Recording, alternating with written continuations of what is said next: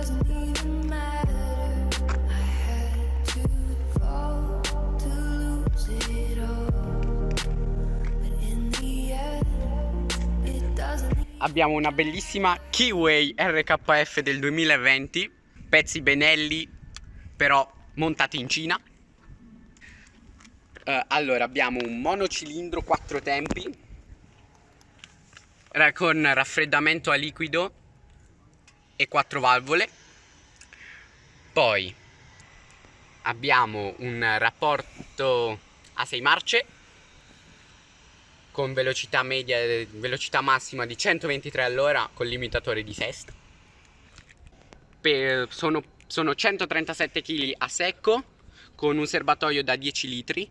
Abbiamo un disco posteriore da 240 con un pneumatico 130 su 70 con un cerchione da 17.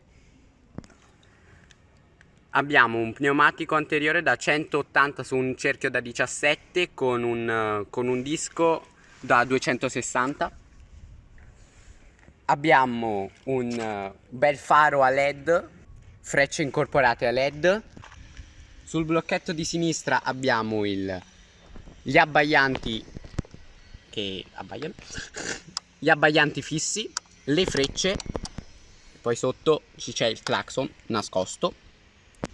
Sul blocchetto di destra abbiamo lo staccamassa che puoi spegnere e accendere a voto di emergenza, le 4 frecce perché questa moto ha le 4 frecce e l'accensione, con il set per cambiare le varie cose sopra il display. Abbiamo un bel display full LED con giri, numero di marce, chilometri, orario e benzina.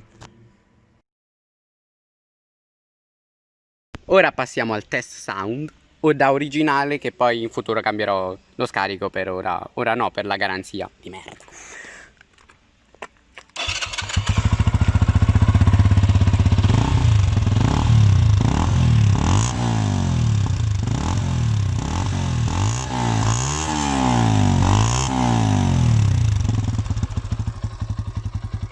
Abbiamo anche questa colorazione in verde lime per i 20 anni dell'anniversario della Keyway ed è limited edition